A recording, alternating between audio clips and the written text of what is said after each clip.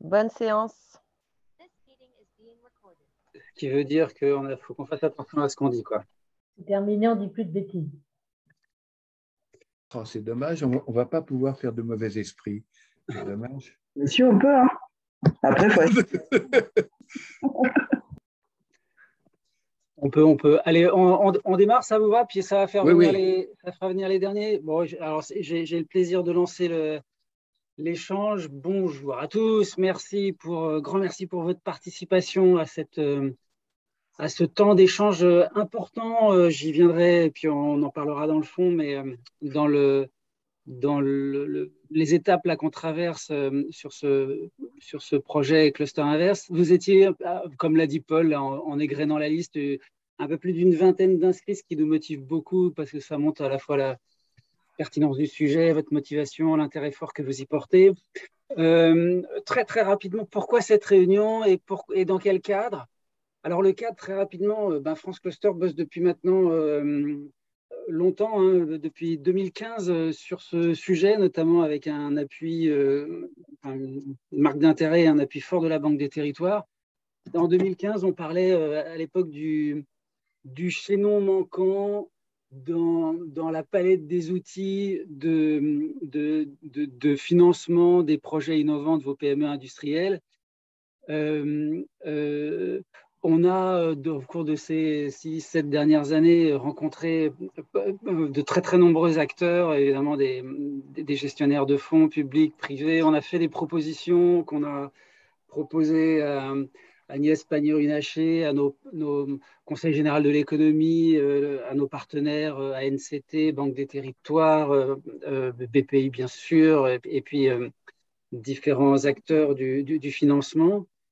On est très heureux aujourd'hui de voir qu'il y a des lignes qui bougent et on a des partenaires financiers autour de la table qui pourront peut-être dire ce qu'ils en pensent, bien sûr, mais dans les signaux qu'on a dans nos relations, par exemple, institutionnelles, le mouvement start-up industriel dans le cadre de France 2030 participe à ça. Le fonds SPI2 que porte BPI aussi nous l'incarne. Et j'en profite, je fais une micro-parenthèse publicitaire pour l'Assemblée générale de France Cluster le 7 juillet prochain, où on aura le plaisir d'avoir Magali Joessel qui porte le fonds SPI2 qui viendra participer à nos travaux. Donc, venez nombreux. Bon, tout ça, c'est bien, mais tout ça, pour nous, ce n'est pas suffisant. Et on voudrait aller un pas plus loin en créant un fonds de fonds pour influencer la création de fonds d'investissement d'innovation industrielle. On a 3 motivations côté France Cluster, hein, pour être très simple et très clair entre nous. 3 motivations. La première, évidemment, c'est des sous pour vos entreprises industrielles et la mise sur le marché de leurs produits innovants, leurs projets innovants. C'est aussi pour vous, les clusters, les pôles, des outils pour compléter la boîte à outils et les services que vous proposez à vos adhérents. Et puis, une arrière-pensée aussi pour vous, les clusters et les pôles, de renforcement de vos modèles économiques, parce qu'on est convaincu que, et on a pu l'éprouver en parlant avec certains d'entre vous autour de la table, mais que développer des services d'accompagnement auprès de vos entreprises adhérentes sur la logique, dans la démarche de la levée de fonds, c'est des services qui peuvent participer à la transformation de vos modèles économiques. Voilà, 3 motivations importantes.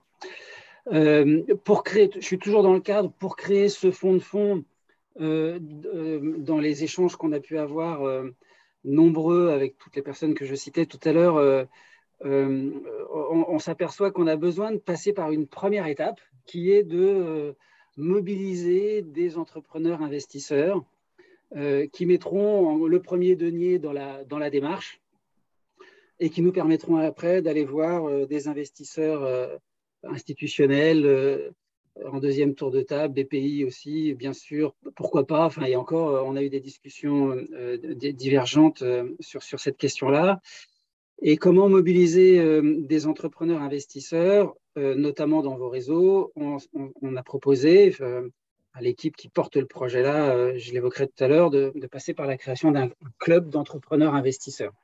Et donc, c'est l'objet de notre réunion aujourd'hui, c'est vous faire un point d'étape sur cette démarche Cluster Invest, qui vise donc la création de ce fonds de fonds, vous parler, échanger avec vous de la création de ce club investisseur, puis vous convaincre de l'utilité autour de la table de la création de ce club investisseur pour que vous nous aidiez à le constituer, à mobiliser des entrepreneurs investisseurs dans vos réseaux. Je ne sais pas si j'ai été concis et si j'ai été clair, Paul. En tout cas, oui, juste pour terminer, un grand merci, Paul, Lionel, qui portait la démarche au sein de France Cluster, Chantal, Sylvain, Jean-Jacques, Patrick, avec lesquels, et d'autres encore, avec lesquels qui constituaient le noyau dur, là, avec lesquels on se fait les dents et on affine la thèse d'investissement et le projet qui vous est présenté là. Un grand merci pour vos contributions fréquentes et nourries.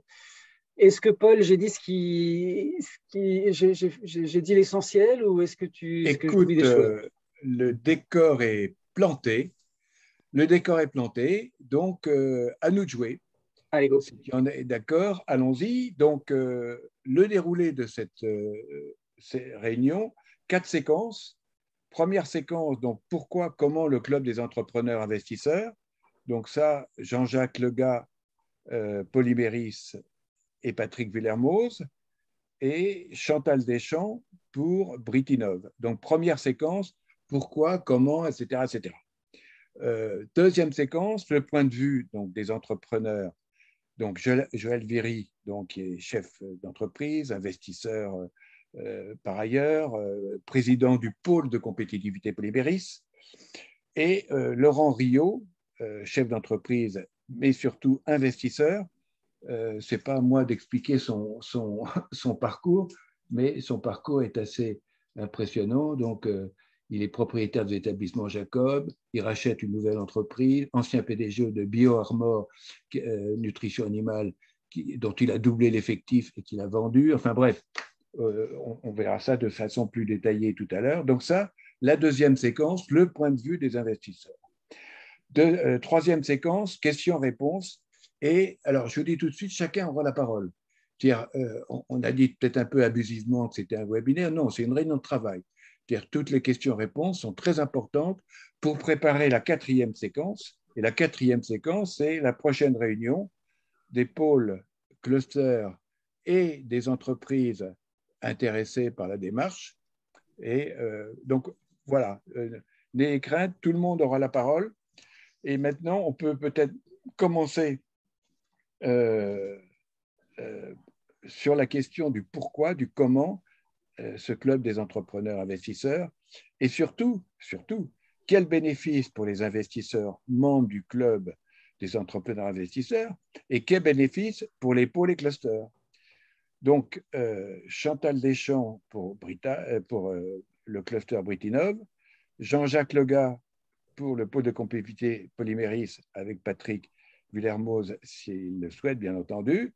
Vous avez la parole pour 15 minutes. Est-ce que ça vous va? Oui, ce sera bon. Très bien, merci.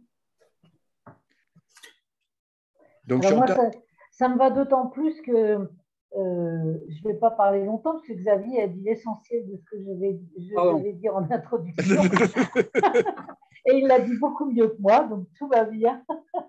Donc je ne vais pas reprendre effectivement la genèse de ce qu'il a présenté, mais je vais quand même insister sur un point, c'est que dans nos démarches et dans nos réflexions, on est arrivé à faire le même constat et un constat qui est un constat prégnant, c'est qu'effectivement, il y a un outil d'accompagnement qui manque, on verra après pourquoi, et on l'a d'autant plus ressenti quand on a fait le travail d'expérimentation, puisque Britinov a été assez impliqué dans ce travail d'expérimentation avec la dizaine de clusters et d'entreprises pilotes qui ont accepté de contribuer à cette expérimentation. Et effectivement, cette phase-là nous a permis d'affiner en fait le modèle vers lequel on devait tendre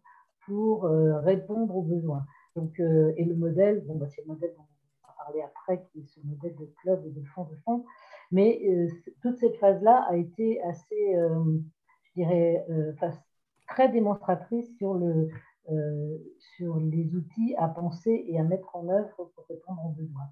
Donc le besoin, c'est effectivement répondre au financement des PME industrielles innovantes. Donc si on passe à la slide suivante, je ne sais pas qui pilote le transfert des slides.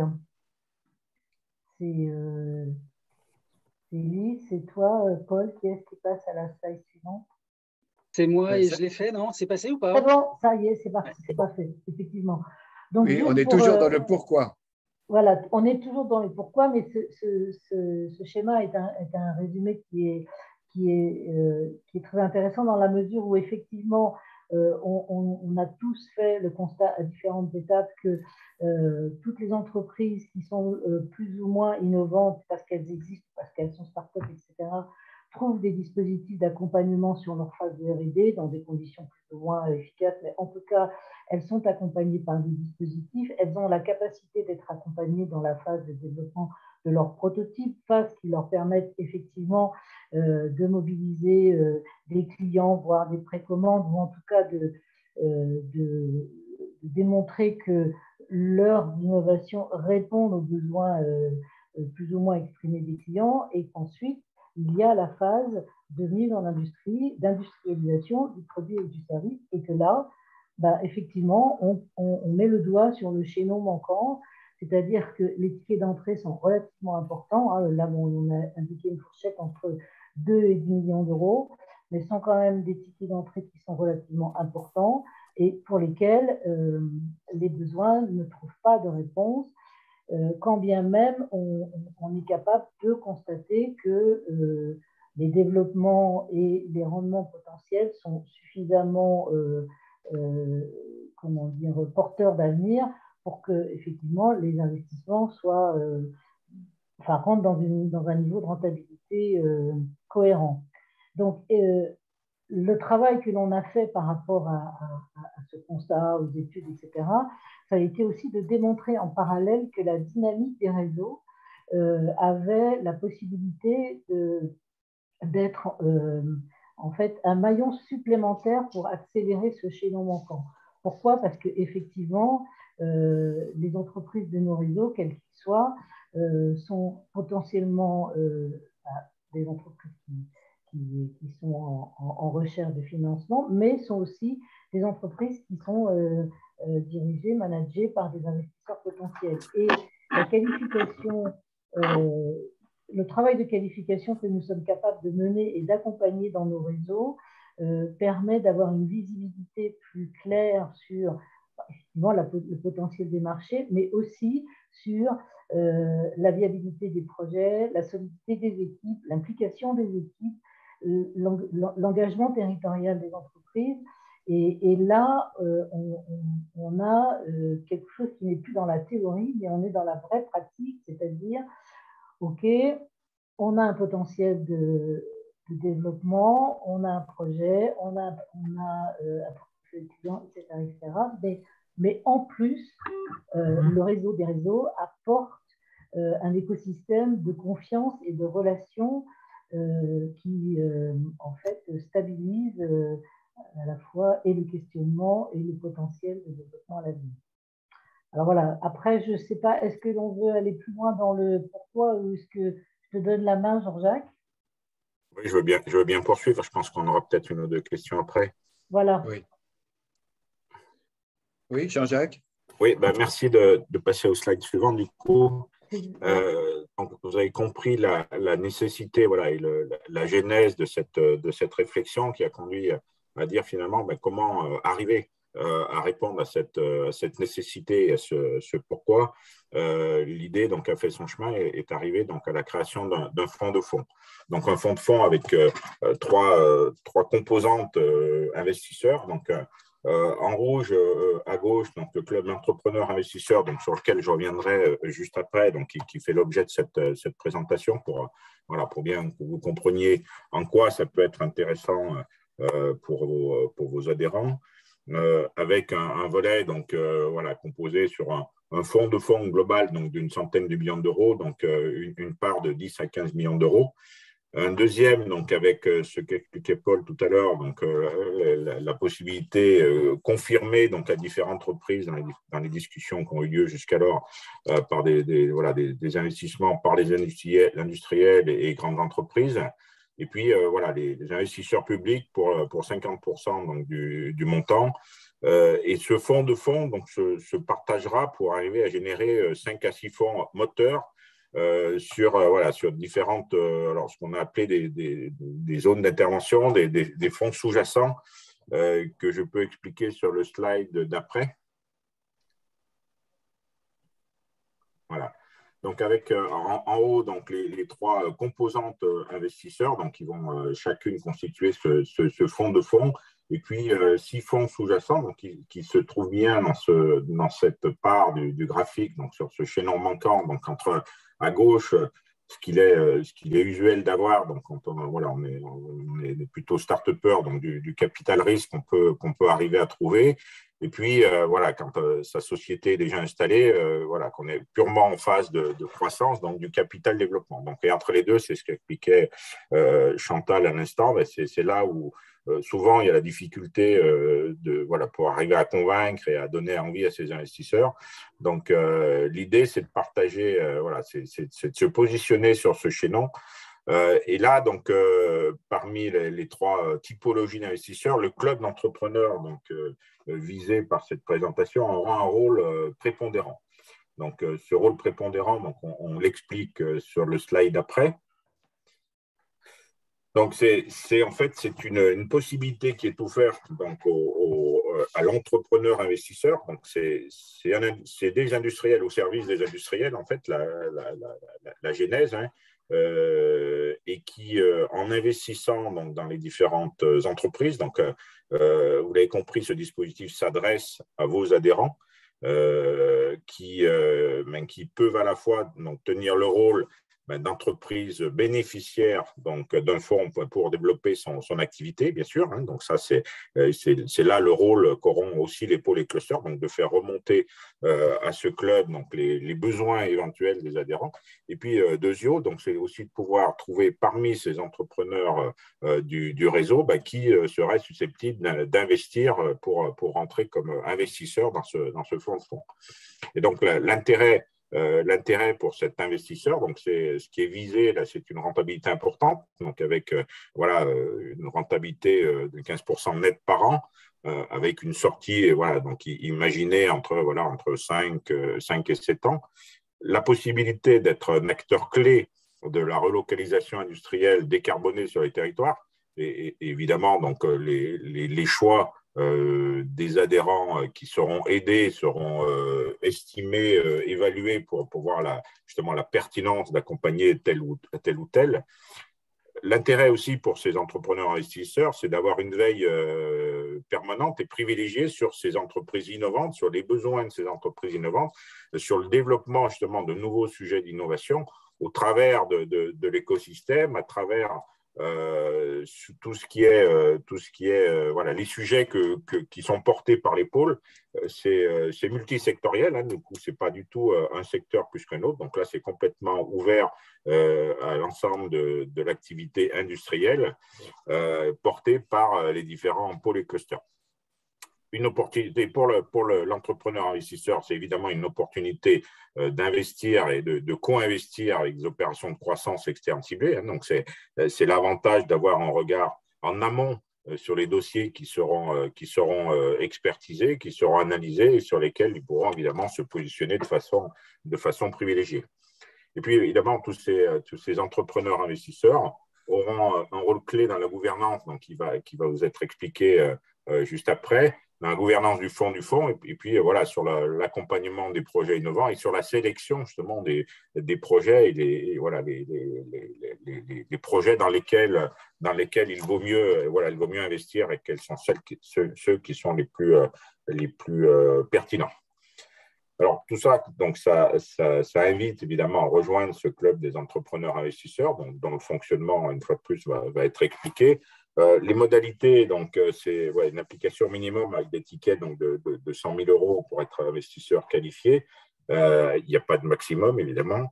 Et puis, il y aura un statut, entre guillemets, un peu privilégié pour les gros investisseurs, donc avec plus de 500 000 euros.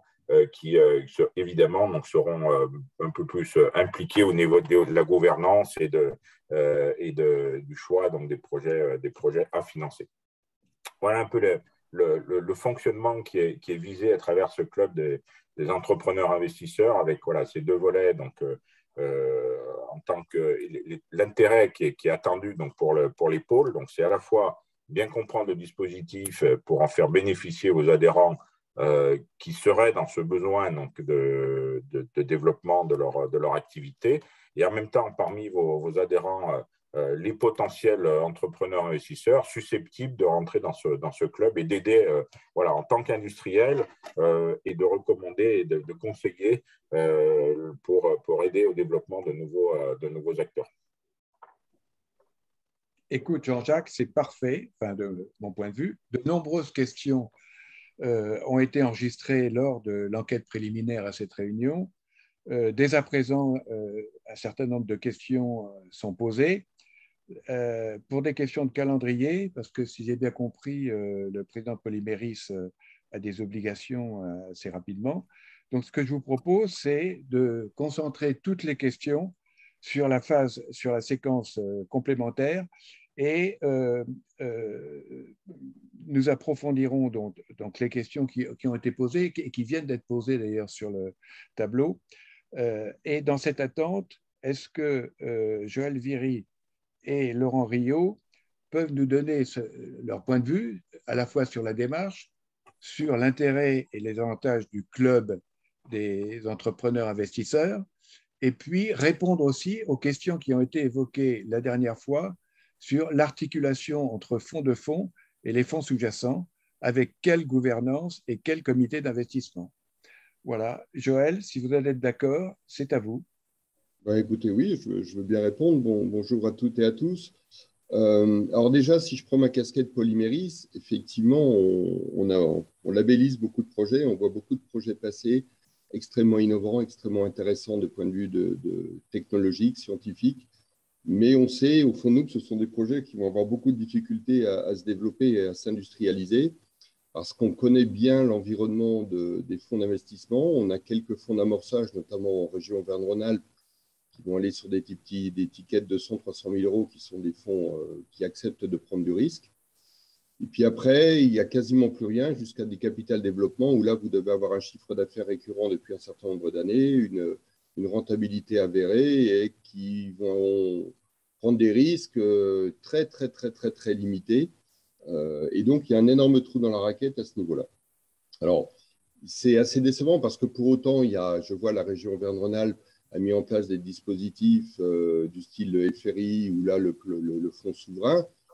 Mais pour avoir échangé avec la présidence de la région Auvergne-Rhône-Alpes plusieurs fois sur le sujet, l'intention est très, très bonne, mais à partir du moment où on donne la gestion de ce type de fonds à des structures de style Ciparex, d'entrée de jeu, c'est mort. Tout simplement parce qu'après, au sein de structures comme Ciparex, le risque, la prise de risque est limitée. Il faut penser toujours que dans les équipes de gestion, vous avez affaire à des gens qui gèrent d'abord leur carrière avant de gérer les fonds qu'ils ont à leur disposition. Et donc, prendre des risques sur un dossier, et là, on parle bien de risques, parce que je veux bien dire qu'on dérisque tout, mais enfin, on est dans un monde aujourd'hui économique où le risque est permanent. Il faut le mesurer quand il est mesurable, et c'est extrêmement compliqué à mesurer. Enfin, replaçons-nous fin 2019, qui pouvait nous prévoir ce qui s'est passé en 2020, 2021 et là, début 2022, et qui est capable de prévoir ce qui va se passer dans le futur. Donc, le fonds que vous poussez, enfin, la structuration de fonds que vous poussez est extrêmement intéressante, répond à une vraie demande sur un certain nombre de projets qui, pour un certain nombre, restent morts ou alors vont se financer à l'extérieur. J'ai pour mémoire un jeune que j'ai accompagné sur un projet assez différenciant dans de nouvelles technologies qui, pour lever 300 000 euros au bout de 5 mois, même avec l'aide de plusieurs personnes, n'a pas trouvé. Il était aux États-Unis, il a levé 1 million d'euros. Il s'est planté. Il s'est planté assez rapidement. Aux États-Unis, on lui a dit c'est pas grave, on te file 1 million d'euros. Si tu dois te planter, plante-toi rapidement. Mais au moins, fais ton essai. C'était assez impressionnant. Et d'ailleurs, il est resté aux États-Unis. Il a développé un autre projet derrière qui se passe très, très bien. Voilà pour la petite anecdote. Donc, très, très intéressant. Ça répond à un besoin. Quelle va être la structuration de gouvernance de tout ça? Ça, c'est vraiment mon point d'interrogation. Voilà. Et là, je vais rejoindre la casquette investisseur. Je pense, alors je ne sais pas ce qu'en parlera l'autre, comment il s'appelle? Laurent Rioux. Laurent Rioux, pardon. Ce qu'en dira Laurent, mais nous, industriels, quand on investit, c'est qu'on aime bien. Moi, j'ai créé 2 groupes industriels. J'ai investi dans un premier, que j'ai vendu, dans un deuxième. On aime bien maîtriser les choses. On n'est pas. En tout cas, moi, je ne me comporte pas comme un business angel. C'est-à-dire, j'ai 100 000 euros à perdre, je les mets, et puis si je les perds, je m'en fous. Ce n'est pas du tout comme ça.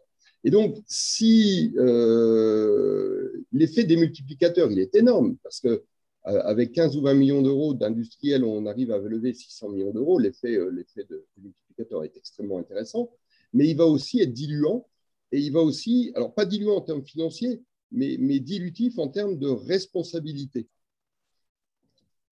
Comment on va pouvoir être impliqué dans les projets, comment on va pouvoir s'assurer que les équipes de gestion travaillent avec nos valeurs initiales, parce que je parle bien de valeurs, hein, je parle de valeurs pas financières, hein, là, vous m'entendez bien, de valeurs plus humaines, d'orientation, de choix stratégiques. Donc ça, c'est un point à répondre qui me semble important. Et comment nous, on peut avoir une plus-value, parce que je pense que toutes les personnes qui vont être dans ce type d'investissement voudront s'engager financièrement, voudront s'engager, je dirais, en termes de temps, j'imagine, et voudront avoir une certaine maîtrise des décisions, ou voudraient avoir une certaine maîtrise des décisions. Voilà ce que je peux vous dire. Donc, en synthèse, d'un point de vue du pôle, très intéressant parce que ça répond, entre guillemets, à une demande marché. On a un potentiel client qui est là, si je peux l'appeler ainsi, avec les vigilances que je vous mentionne. Voilà. Sur cette première question, Laurent, est-ce qu'on a le temps d'apporter un éclairage? Oui, oui, on a le temps, bien sûr. Vous m'entendez bien? Oui, parfait. Oui, mais on ne te voit pas. Non, parce que je n'ai pas une bonne connexion, donc je n'ai pas envie. D'accord. Je n'ai pas envie qu'on me voit. Voilà, non, si, mais c'est pas. Non, en fait, on avait beaucoup parlé notamment de la gouvernance du fonds. C'est ça qui nous parlait clé. On avait parlé notamment, je crois avec Joël, c'était de se dire il faudrait un binôme entrepreneur-gestionnaire de fonds pour être sûr justement que le fonds soit bien géré et atteindre la rentabilité. Voilà. Pour répondre justement à la question de Joël tout à l'heure en disant comment peut-on faire pour motiver le fonds et le gestionnaire de fonds à atteindre le rendement. Et donc ça, c'était un premier point. Deuxième point, c'était aussi, on a eu un groupe d'investisseurs, entrepreneurs pour un fonds donné. On peut aussi assurer les débouchés commerciaux parce qu'on est sur une quinzaine d'entrepreneurs sur un fonds. On pense que au moins 1, 2, 3 ou 4 entrepreneurs pourront aider à la commercialisation, ce qui est quand même l'étape clé, aller chercher du chiffre d'affaires, la rentabilité pour les sociétés. Donc, ça, c'est les 2 points qu'on avait soulevés la dernière fois pour être sûr que, je rejoins Joël, mettre 100 000 euros comme ça ou 500 000 euros, c'est pas trop notre style. Nous, si on met de l'argent, c'est pour prendre un risque et se donner les moyens d'y arriver, et d'assurer une rentabilité si on peut. Après, on peut pas gagner à chaque coup. On ne veut pas que ce soit un fonds dilué ou un fonds de fonds ou un fonds de fonds de fonds. Donc on veut quand même avoir une action. Les entrepreneurs veulent avoir une action. S'ils y passent du temps, ils veulent gagner à la fin. Voilà. Donc voilà les points que je voulais ajouter par rapport à ce qu'avait dit Joël tout à l'heure. D'accord. On regardera ensuite, parce que c'est quand même intéressant votre manière d'investir. Alors, comme Joël, quand vous investissez, vous mettez la main à la stratégie, enfin plus que la main, c'est-à-dire que votre job, c'est de faire croître l'entreprise et de créer de la valeur, hein, si j'ai bien compris. Mais sur les trois questions, parce que moi j'en ai relevé trois, Lionel, est-ce que tu veux apporter Lionel Canis, donc expert France Cluster sur ce programme, est-ce que tu veux donner un éclairage? Donc, d'abord, comment faire pour influencer la thèse d'investissement des fonds sous-jacents? Deuxièmement, comment intervenir et sous quelle forme à partir du club des investisseurs? Et troisièmement, comment booster les débouchés commerciaux et que ce club apporte, disons, des plus-values à ceux qui investissent. Lionel, avec ton micro, ce sera parfait. Le fonds de fonds que nous mettons en œuvre, c'est pour générer de nouveaux, la mise en place de nouveaux fonds d'investissement, puisqu'on a tous constaté que les fonds d'investissement aujourd'hui, d'une part en raison de leur culture, Joël Viry l'a évoqué, et puis même en raison des règles qu'ils ont à suivre, ils ont un certain nombre, disons, de cases à cocher qui font que, eh bien, ils ne peuvent pas intervenir sur les sujets qui nous intéressent. Donc, ce que nous voulons faire, c'est être à l'origine de la création de nouveaux fonds avec des équipes de gestion que nous allons choisir et dont les règles vont être définies au moment du lancement de ces nouveaux fonds. Et donc là-dedans, il va y avoir dans le fonds de fonds, il va y avoir un organe de décision qui est le comité d'investissement et le club d'entrepreneurs investisseurs, c'est vraiment la cheville ouvrière de cet organe de décision. À plusieurs niveaux, déjà dans le choix des équipes de gestion et en plus du choix des équipes de gestion, aussi de la manière de travailler entre le fonds de fonds et ses équipes de gestion. Il faut être en accord sur la culture, mais aussi en accord sur le processus qu'ils vont suivre. Un petit détail, des dossiers qui vont refuser, puisque tous les dossiers ne vont pas forcément être financés, même s'ils sont présentés par des pôles et des clusters, eh bien, le retour, il doit être constructif et industriel, et pas « Ah, ça ne correspond pas à notre politique d'investissement », et puis c'est tout. Il faut pouvoir, à partir de là, il faut que le porteur de projet puisse rebondir, comprendre ce qui se passe, et éventuellement faire une offre meilleure. Voilà. Lionel, je te coupe, est-ce qu'on peut faire un peu de mauvais esprit? Alors, on a des exemples concrets, vraiment très concrets, avec le fonds souverain, enfin, en passant par Ciparex, où tous les indicateurs sont au vert, mais ça ne répond pas, pour Epsilon, à une case. Hein, on peut dire ça, Lionel? Absolument. Et là, c'est nous qui allons définir les cases. Donc, ça va être très différent. Voilà. Et comment, à partir de 100 millions, comment définir les cases pour 6 fonds sous-jacents? Eh bien, parce que quand un fonds se lance, l'élément déclencheur, c'est le premier investisseur sponsor, celui qui va apporter les 15 premiers millions. Et ce sera nous. Et ce sera le club, ce sera le comité d'investissement avec le club d'entrepreneurs investisseurs. Et lui définit les règles. Voilà. D'accord. Bon, on pourrait aller plus dans le détail sur la nature du comité d'investissement du club des investisseurs. Bon, mais on va réserver ça aux questions. Hein. Alors, je reviens sur Joël. Non, on n'a pas répondu. On a répondu à toutes les questions, non, pas trop. Excusez-moi. Si, on avait déjà évoqué ces sujets lors de leur dernière réunion. C'est les réponses, enfin en tout cas la prise en compte des inquiétudes est là. Il n'y a aucun souci. Maintenant, je dirais c'est presque dans les faits, dans la mise en œuvre qu'il faudra le voir. Après, le dernier point de vigilance qu'on avait évoqué, parce que dans ce genre de sujet, la BPI est un intervenant incontournable. La BPI est un intervenant qu'on ne doit pas contourner d'ailleurs. Et pour autant, la BPI, je dirais presque pour en faire les frais à titre personnel, puisque j'ai la BPI à mon capital du groupe industriel, j'ai vraiment d'énormes difficultés avec eux, parce que c'est normalement l'outil de l'État pour faire un certain nombre de choses, on va dire, dans un cadre bienveillant. Le seul problème est vraiment là, c'est qu'on s'adresse à des hommes et vous pouvez avoir un environnement extrêmement positif. Si vous avez une ou deux personnes qui, pour des raisons X, Y, Z, ne sont pas en phase, c'est compliqué. Et après, vous voyez, par exemple, la BPI, le plan de relance, c'est la BPI qui valide. Vous prenez les boosters de la région Vernon-Alpes, c'est la BPI qui a son mot à dire, et la BPI a son mot à dire partout. Donc, il faudra être très vigilant dans la manière dont on aborde la problématique et qu'on n'entre pas dans les fourches cordines de la BPI. Suite à la dernière réunion, j'ai pas mal interrogé un fonds qui s'appelle Créaxi, qui est un des fonds sur la région Vernon-Alpes qui est vraiment là en amorçage et qui fait des tickets assez intéressants sur des sociétés en démarrage, donc en capital risque. Et ils ont levé un nouveau fonds avec en fonds de fonds la BPI.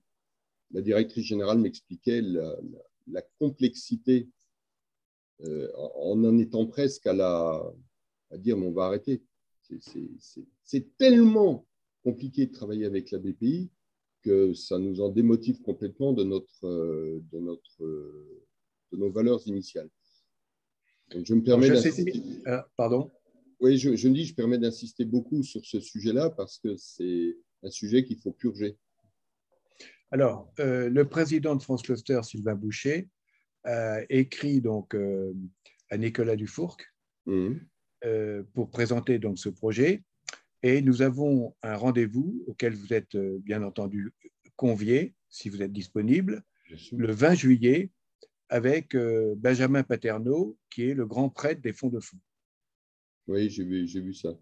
Voilà. Déjà, c'est très bien qu'on ait l'opportunité d'expliquer ça, mais je crois qu'il faut vraiment expliquer avec des mots simples cette problématique. Enfin, sauf si je ne me trompe, on n'a pas envie de rentrer dans quelque chose qui nous contraigne totalement. L'idée, ce n'est pas de faire un énième fonds de la BPI, c'est que la BPI soit un support, mais nous laisse une forme quand même, et laisse aux pôles aussi, hein, qui sont nos apporteurs d'affaires, entre guillemets, une forme quand même d'autonomie dans des prises de décision. Exactement. Et là, on n'a pas dans l'idée de passer par des équipes de gestion de la BPI, en pratique, hein. Par contre, on va être confronté quand même aux gestionnaires de fonds de la BPI, puisque c'est eux qui mettent l'argent. Oui, oui. Et qui donnent des contraintes de fonctionnement qui sont très complexes et voilà. Et qui vont être consommatrices de temps et donc d'argent. Alors, pour votre information, nous sommes en contact étroit avec Sébastien Tonneron. Oui, bien sûr. Et avec Laurent Fiard. Laurent Fiard, comme vous le savez, donc, est président de la SASU Investissement Aura. Oui. Et ils ont dans les tuyaux une perspective, les décisions ne sont pas encore prises, comme vous le savez, de créer, il y a 4 fonds qui sont dans les tuyaux, mais évidemment, nous jouons la carte Créaxi parce qu'ils sont extrêmement, on est complètement synchrone sur la thèse d'investissement. Mais Créaxi, oui, est très, très proche, je dirais, dans les valeurs de ce qui est présenté, là, totalement. Oui. Et nous, bon, sans trahir de secret, effectivement, on fera tout ce qu'on peut pour, et d'ailleurs, on a un échange très concret, très précis sur les synergies entre nos initiatives, et effectivement, il y a un intérêt réciproque. Donc, voilà. Alors, le club des entrepreneurs investisseurs, qu'est-ce que vous pourriez en attendre, aussi bien Laurent que vous, Joël, en tant qu'investisseur, j'entends, hein?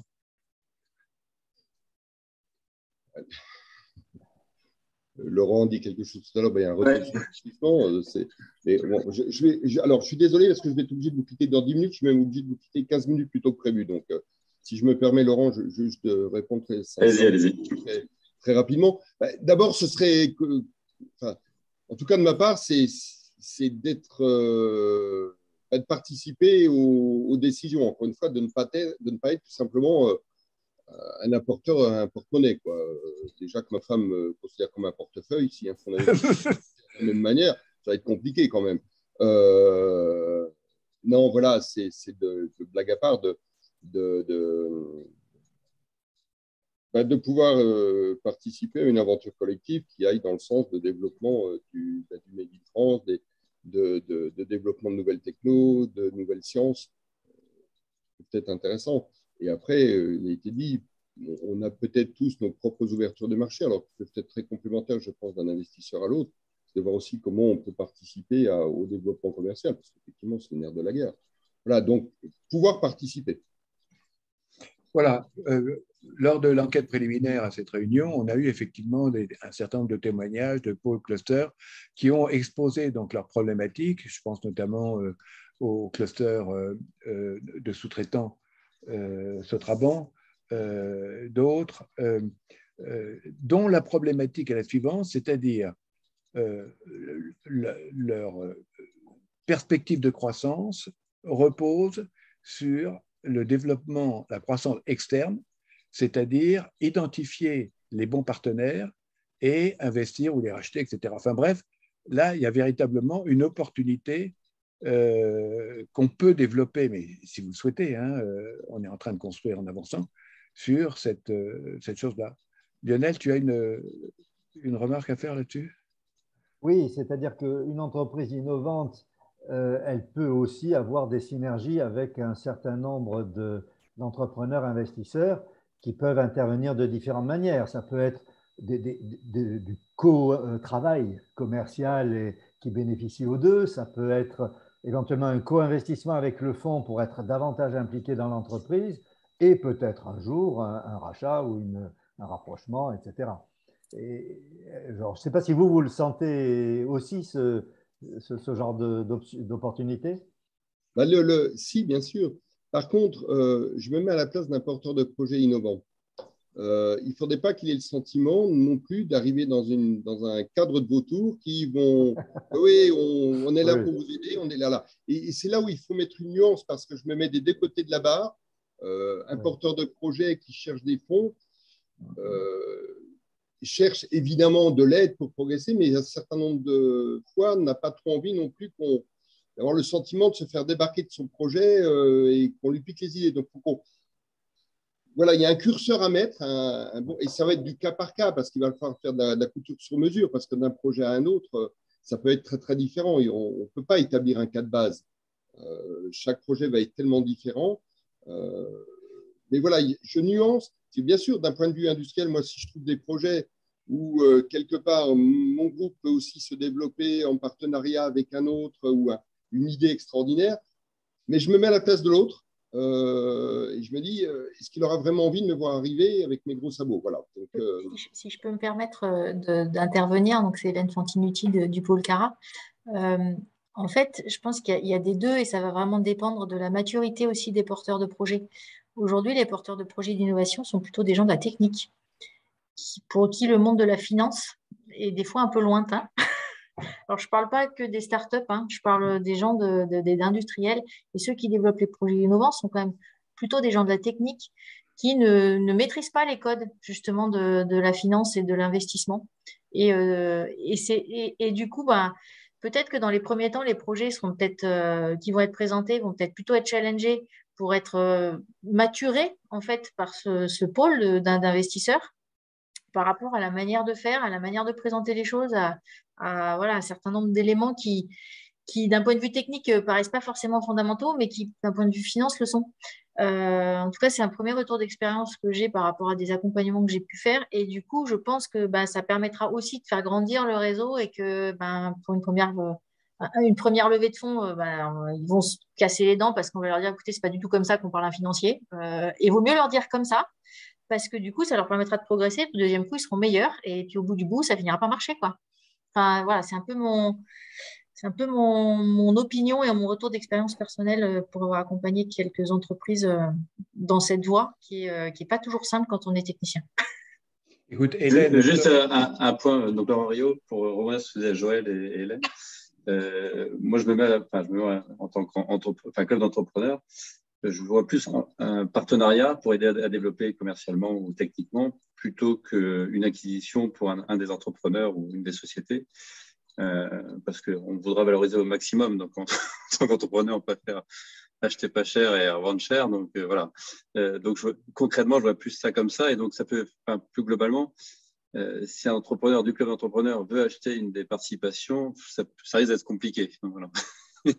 Enfin, est-ce que c'est le bon prix, c'est la bonne valeur? Voilà, donc ça peut être compliqué tout ça. Donc, je vois plutôt du partenariat commercial et technique plutôt que des fusions-acquisitions au sein des entrepreneurs et des porteurs de projets.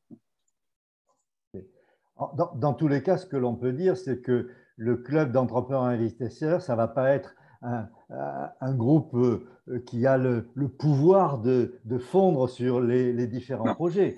Évidemment, comme le disait Joël, ce qui compte, c'est qu'on va avoir l'information, d'ailleurs les informations non confidentielles des différents projets, eh bien, le club, tous les entrepreneurs investisseurs du club y auront accès. Et ensuite, ce sera au choix des porteurs de projets de faire est-ce que je veux travailler avec un tel ou avec tel autre. Enfin, moi, je prends en note, parce que là, on ne déflore pas, c'est tout à fait le sujet. Excuse-moi, je te coupe la parole. Pardon. Il y a 2-3 questions. Est-ce que tu veux les prendre quand même Non. Alors, attends. L'intervention d'Hélène Fantinuti, ça correspond tout à fait, effectivement, à l'un des aspects très importants, c'est-à-dire quel accompagnement industriel. Il y a eu plusieurs questions qui ont été posées sur quel accompagnement industriel.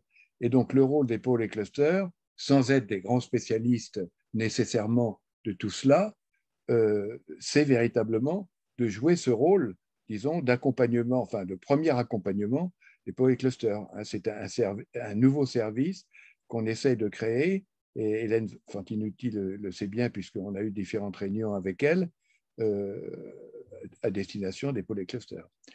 Mais Xavier, si tu me le permets, on va laisser encore, parce que là, on n'a plus que 10 minutes avec les entreprises investisseurs, donc on va laisser effectivement Laurent Riot développer donc, les attentes qu'il aurait éventuellement on a déjà un premier avis. Il y a Philippe qui lève la main depuis un moment.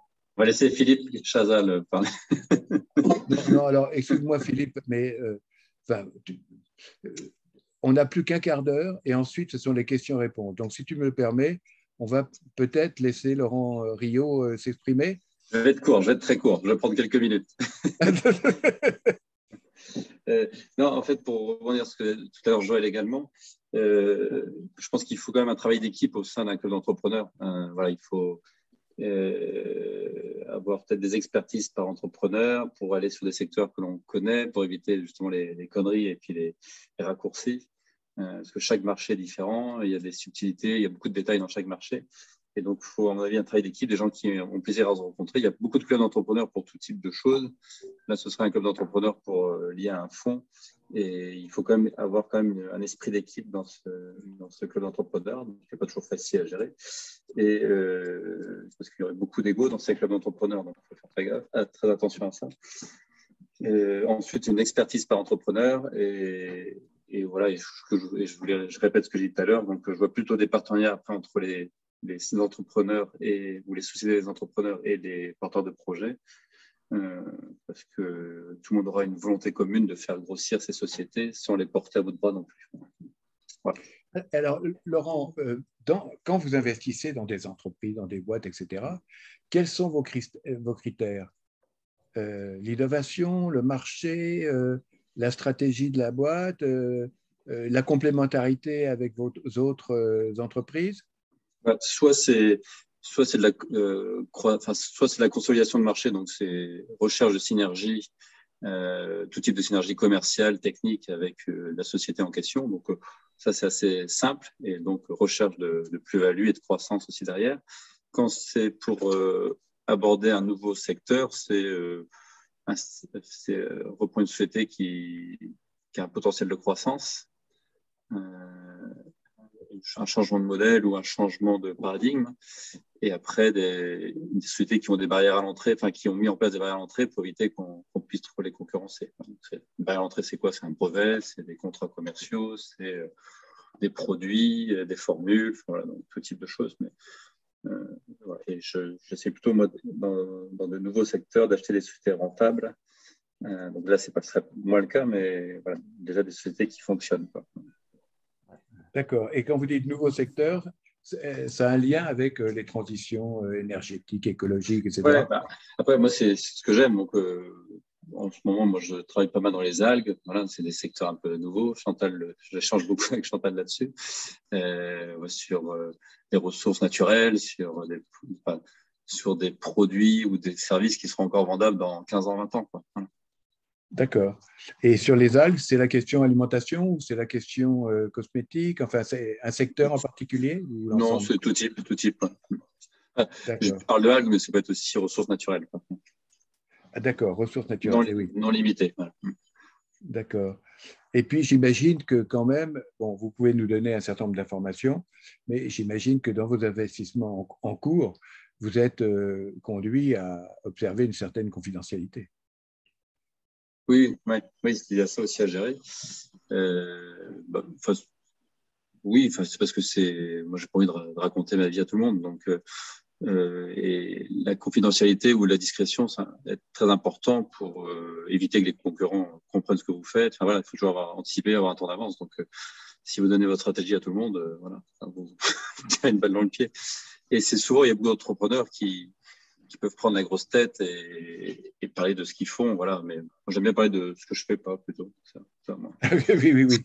Mais alors, en ce qui concerne les investissements, vos investissements, les fonds avec lesquels nous sommes en discussion, y compris Créaxi, mais pas ceux, nous disent en permanence le risque principal, c'est le risque d'exécution. Alors, que faire pour lutter contre le risque d'exécution? Bon, ils doivent vous répondre de la même chose. Enfin, ce que je vais vous répondre, c'est l'équipe, quoi. C'est l'équipe de management. Ah oui. Vaut mieux avoir un projet moyen avec une très bonne équipe qu'un super projet avec une équipe moyenne. Voilà. Parce que, encore une fois, c'est beaucoup de détails. C'est-à-dire qu'il faut être à 120%. Enfin, une équipe qui se lance dans l'entrepreneuriat, ils sont à 120 ou 200%. Voilà. Ils ne vont pas compter leurs heures. Ils ne sont pas là pour avoir il faut mieux avoir une équipe qui n'a pas trop d'ego que quelqu'un qui va aller chercher la volonté de briller, quoi. Voilà. Donc, après, moi, c'est des critères que je regarde de manière très précise, quoi. Puis, il faut une équipe complémentaire. Il faut avoir des développeurs, des gestionnaires dans la même équipe. Voilà. Donc, il faut pas se baser que sur une personne. S'il y a une équipe de 4-5 personnes avec un vrai comité de direction, déjà, c'est beaucoup plus rassurant. Je peux le dire tout à l'heure, je crois que c'est Hélène qui disait que on a souvent affaire à des ingénieurs dans ce type de projet. Et donc, si c'est des ingénieurs qui sont avec un bon DAF, et puis un bon directeur financier, et puis avec un développeur, déjà, on optimise les vos succès, quoi. Merci. Joël est toujours parmi nous? Il est parti. Il est parti. Est-ce que alors, on peut peut-être procéder à la séquence des questions. Alors, il y en a alors, il y en a combien? Il y en a. Alors, elles sont où? Philippe peut poser sa question, peut-être, non? Oui. On peut commencer par ça. D'accord. Alors, Philippe? Bonjour, merci Paul et merci Xavier. Je suis nouveau dans votre réseau puisque je viens d'adhérer au site de France Format et le cluster du secteur des formats audiovisuels et digitaux. Je vous dis en quelques mots que ce qui caractérise le format, ce sont deux choses. C'est d'abord sa reproductibilité de saison en saison et son exportabilité. Vous les connaissez tous. En fiction, c'est 10% par exemple. En jeu ou divertissement, c'est The Voice. C'est Voyage en terre inconnue, c'est Fort Boyard. Voilà. Donc, c'est des éléments importants en termes audiovisuels où la France a pris du retard par rapport au marché international et qui n'a pas en réalité les dispositifs adaptés à ce type de création audiovisuelle sur le long terme et qui sont en réalité les créations audiovisuelles industrielles. C'est la raison pour laquelle j'ai créé ce cluster qui regroupe à la fois des fonds d'investissement et un organisme de formation. Parce que les deux manques en France qui expliquent le retard de notre pays, c'est d'une part le fait qu'on n'a pas assez de financement adapté. On est resté encore, avec notamment le CNC, à la création d'œuvres individuelles et non pas de séries longues ou de rendez-vous réguliers, et notamment en jeu et divertissement. Et deuxième chose, il nous manque aussi des compétences spécifiques dans ce domaine-là. Il se trouve que suite à la mission que j'ai faite pour la ministre de la Culture, j'ai pointé un certain nombre d'éléments nouveaux qu'il faudrait accrocher au wagon actuel. Et notamment, il nous manque aujourd'hui un fonds capable d'investir dans les entreprises qui portent ces projets. On a mis en place des fonds qui permettent de financer le développement de ces projets, la production sur les 2 premières saisons, avec un groupe audiovisuel important, même le premier du monde en termes de production de jeux et de divertissement, mais il nous manque un fonds d'entreprise. Et je dirais, je suis particulièrement intéressé par votre discussion, dans la mesure où ce fonds entreprise, il y a déjà un partenaire financier intéressé à hauteur de 50%. Il serait un fonds compris entre 60 et 80 millions d'euros. Donc, ce n'est pas un fonds négligeable, mais il faudrait que les 50 autres % soient apportés. Et c'est une des raisons pour lesquelles je me suis rapproché de France Cluster pour voir s'il y avait avec vous une solution. Alors, je comprends bien que vous l'avez pris dans l'autre sens. C'est un fonds pour financer des fonds spécifiques. Moi, je vous parle d'un fonds spécifique. Je ne vous parle pas d'innovation industrielle ou technologique, mais d'innovation immatérielle. Je comprends que ce n'est pas tout à fait dans le cadre de votre activité, mais vous savez bien comme moi qu'il est important aussi que la souveraineté en termes de contenu, de culture, soit également un objectif d'investissement. Bon, voilà, j'en suis là. On a développé beaucoup de choses. On a mis en place aussi un syndicat interprofessionnel pour que toutes les parties prenantes soient vraiment réunies. On structure notre sous-filière, mais il nous manque un fonds entreprise parce qu'on se retrouve avec des beaux projets portés par des PME, des ETI, qui n'ont souvent pas la capacité d'aller plus loin que la deuxième saison et qui sont conduits soit à vendre leur propriété intellectuelle, soit leurs droits, soit à se faire racheter par un groupe plus puissant pour pouvoir développer ces projets. Je rappelle aussi que ce sont des formats, c'est évidemment quelque chose qui est à la fois plus coûteux que individuel. Philippe, on a compris ton propos. Là, il y a un certain nombre de questions là, qui se bousculent. Est-ce que tu peux conclure ou poser une question ou faire une proposition, enfin bref, conclure par une petite synthèse?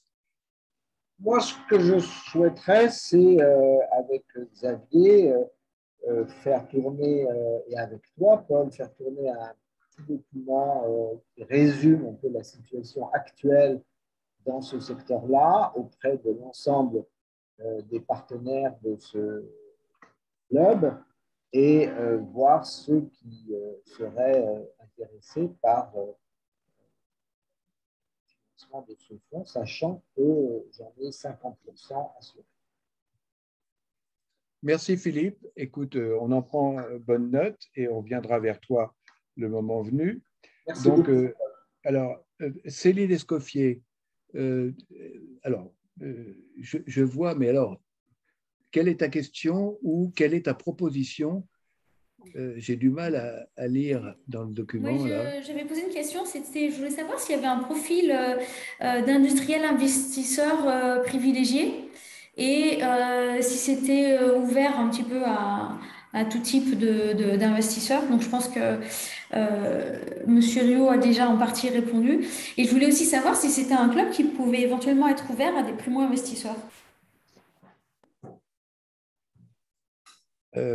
Alors là, l'optique, c'est de créer un club d'investisseurs. Alors, primo-investisseurs, ce seraient des entreprises qui voudraient investir dans le Est-ce que c'est les premiers des investisseurs qui n'ont pas encore investi? Oui, ils sont les bienvenus.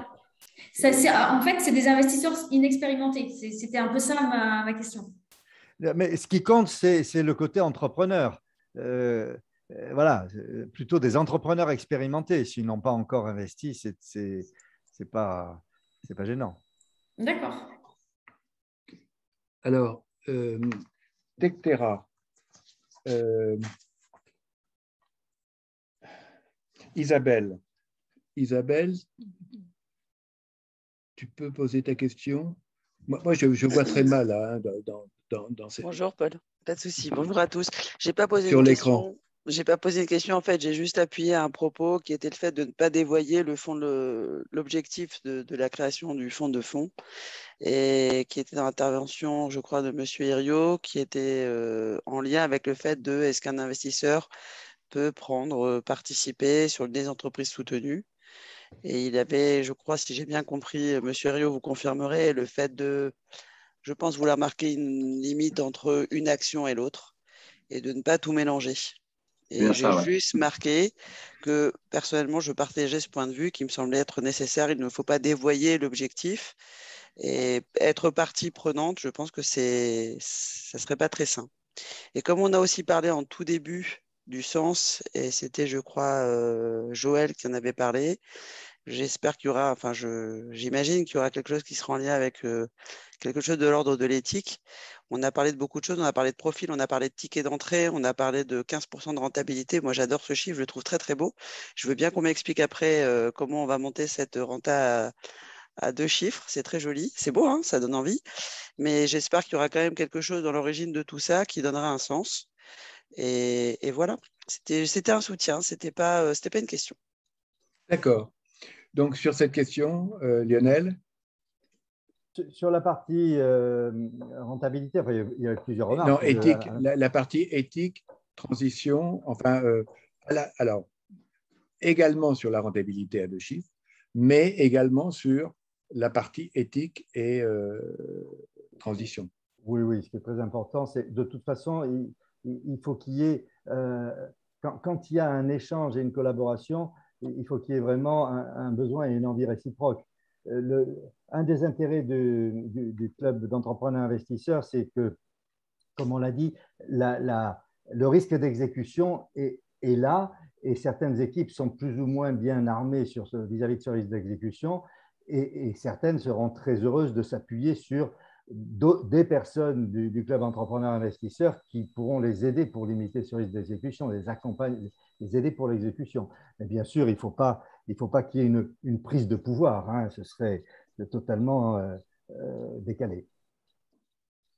Super. Marc Villet, du groupe du pôle SIM, j'ai vu que vous étiez là tout à l'heure. Parce que le pôle SIM, donc, c'est... Oui, désolé, je viens d'arriver, j'étais en réunion internationale juste avant, donc je prends en cours de route. Ah, d'accord. Donc, en fait, le pôle SIM, il est au cœur donc, de l'entreprise industrielle. Oui. Ça joue sur les chaînes de production industrielle. Vos adhérents, c'est la mécanique, la mécatronique, etc. Donc, on est vraiment au cœur du système dans cette affaire. Et quelles seraient vos attentes? Enfin, quelles seraient les attentes de vos entreprises et quelles seraient les entreprises aussi qui seraient susceptibles d'investir dans le club des entrepreneurs? Alors, je viens d'arriver dans le pôle Sud depuis 2 mois, donc je ne connais pas encore notre tissu industriel à fond.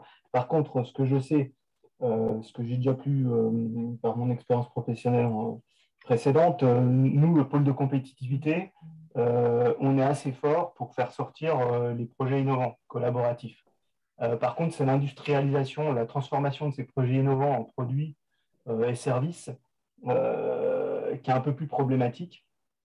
Parce que déjà, c'est plus le même type d'intervenant qui va agir, qui va intervenir au niveau du financement. Hein, c'est d'autres investisseurs, hein, ces phases d'industrialisation des produits. Donc, c'est plutôt là-dessus, moi, que j'attendrai une solution, enfin, ou des solutions. Enfin, il n'y en aura pas qu'une de toute façon. Hein, vous serez une solution sûrement parmi d'autres. Mais c'est sur cette phase d'industrialisation des produits qui nous pose un problème. Souvent, les investisseurs sont frileux sur cette phase-là, parce qu'elle est très à risque.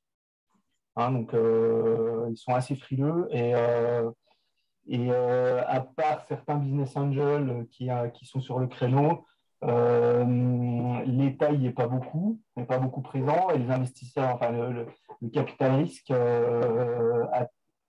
est sur des phases plus amont, plus matures. Il y a un manque d'investisseurs à la fois publics et privés sur ces phases de capital risque en amont, sortie des projets innovants. Moi, c'est sur cette phase-là que je cherche des solutions. Mais voilà. Après, sur les entreprises qui pourraient participer au dispositif, bon, je ne connais pas encore suffisamment nos adhérents. Hein, comme je vous l'ai dit, je viens d'arriver depuis 2 mois, donc je ne les connais pas encore suffisamment pour savoir ceux qui seraient potentiellement intéressés sur ces sujets-là. D'accord, merci. Alors, Frédéric Laroche, est-ce que tu es parmi nous? Alors, je sais qu'il avait beaucoup de problèmes. Il n'est pas là. Bon, d'accord. Céline ne pouvait pas venir, donc lui se proposait de venir. Il n'est pas venu, c'est dommage parce que c'est vraiment la chimie verte, c'est-à-dire Arkema, etc., etc. Alors, Constance Ravel, est-ce que tu es parmi nous à Grenoble? Non. Sinon, Paul, en attendant, on peut répondre à la question de Jacques-Olivier Garda, peut-être Oui. Donc, Jacques-Olivier Garda, à toi la parole. Il est toujours là? Il est toujours parmi nous? Non? Ah, peut-être pas. Qui nous demandait sur quelle base vous appuyez-vous pour définir et atteindre l'objectif de rentabilité. Alors, évidemment, il n'y a pas de miracle, mais c'est aussi un point important et intéressant de travail pour les clusters et les pôles. On s'est rendu compte, évidemment, les objectifs de rentabilité ils sont calculés à partir des business plans que l'on fait. Et la question, ce n'est pas de faire un business plan, la question, c'est de pouvoir apprécier si le business plan est réaliste, si le business plan va pouvoir être mis en œuvre, si l'équipe est bien adaptée à la mise en œuvre de ce business plan, etc. Et ce que l'on a constaté dans nos exemples, c'est qu'il arrivait assez fréquemment, c'est peut-être dû à ce que disait Marc Guyet à l'instant, que les équipes s'auto-censurent en matière de croissance et d'ambition. Et là, on aura besoin aussi de les accompagner là-dessus pour être sûr qu'ils exploitent vraiment, réellement, le potentiel des innovations dont on parle. Parfait. Titouan, lors de l'enquête préliminaire, on a évoqué beaucoup de possibilités qui existent et tu nous disais que tes mutuelles finançaient un certain nombre d'entreprises innovantes technologiques. Alors oui, bonjour à toutes et tous. Juste pour recontextualiser, nous, Silver Valley, on accompagne des innovations pour la longévité, enfin pour les seniors et leurs aidants professionnels. Donc là, on peut dire que c'est un secteur d'avenir où il y a du besoin, juste pour 2-3 mots de contexte. Et ce que je voulais dire, en effet, à travers ça, et je vais généraliser au-delà des mutuelles et des assurances, c'est que comme beaucoup, je pense, de clusters comme nous, il y a énormément, enfin on n'est pas multicanal, on n'est pas monocanal de distribution. C'est-à-dire que les fonds d'investissement, nous, ils ont du mal à y aller parce que nos boîtes, c'est à la fois des boîtes qui font du hardware, des boîtes de tech, des boîtes de projets industriels qui se déploient en ERP, qui se déploient en B2B, en B2C, chez les mutuelles, chez les banques. C'est des projets d'habitat. Et en fait, c'est ça qui est très, très compliqué d'un point de vue des investisseurs. Et je pense que là, je parle de mon secteur d'activité, mais qui est absolument la même problématique qu'on a tous, en tout cas. Et donc ça, c'était le premier point là, qui me fait dire. Mais de toute façon, je ne peux que abonder dans votre sens de dire que nous, le besoin, il est confirmé, que là, vous avez identifié clairement le chaînon manquant. Quand vous parlez de chaînon manquant, je suis entièrement en phase avec vous. Nos projets industriels qui ont besoin de 2 à 10 millions, ils ne trouvent pas, quoi. Parce qu'on préfère investir dans des SaaS. Les fonds ne savent faire que ça. Les fonds classiques de la Startup Nation ne savent faire que ça. Non, j'exagère un petit peu, mais c'est un peu vrai. Et là, vous parliez un tout petit peu de build-up. Je réagis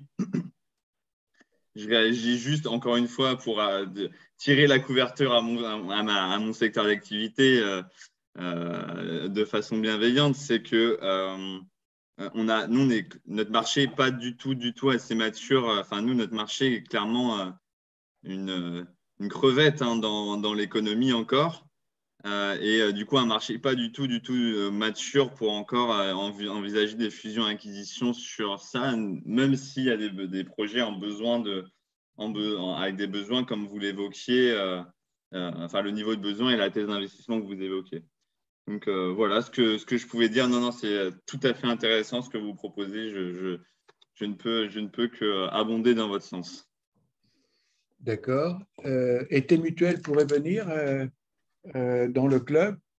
Les mutuelles, oui, les mutuelles, les mutuelles, nous, on en connaît plusieurs, mutuelles, assurances, groupes mutualistes et les banques qui vendent des contrats de prévoyance aussi, donc ont des problématiques industrielles sur ces nouveaux business. Donc, je ne sais pas si là, je ne peux pas m'engager de façon binaire, oui ou non, vous allez avoir des mutuelles qui viennent.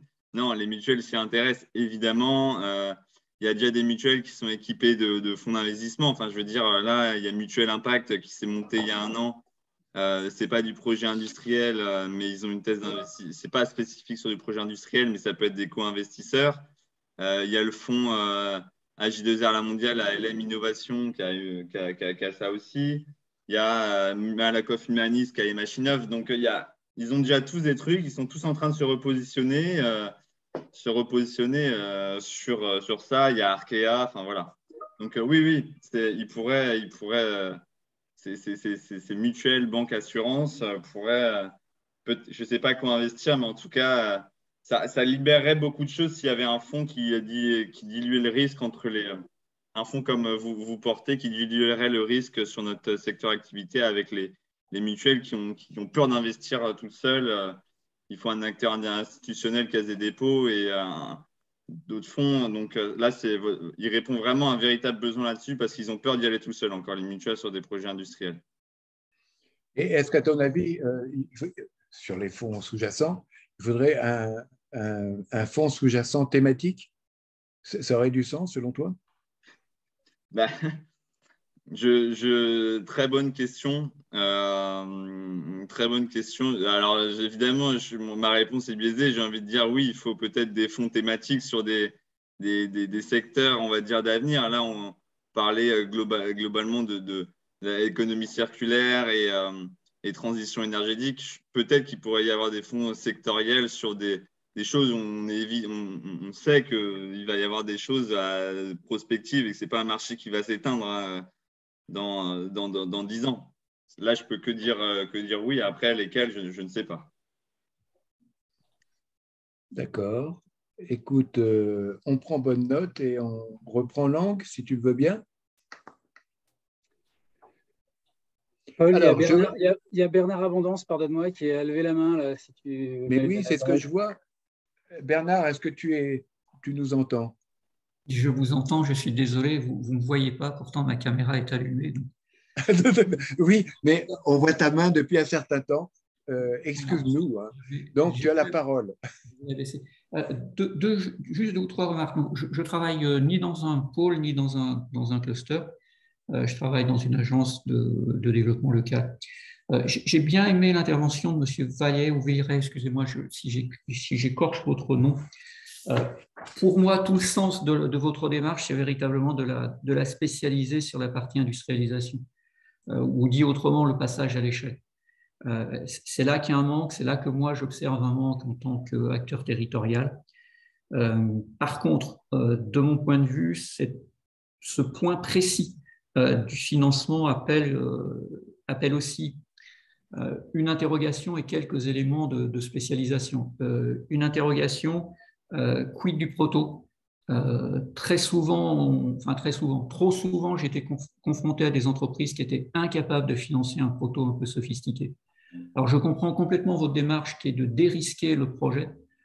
Par contre, est-ce que avoir un accompagnement préétabli des entreprises par les pôles et clusters, avoir en quelque sorte une caution ou un label, ou je ne sais pas comment il faut le dire, des pôles et des clusters n'est pas suffisant pour dérisquer le projet?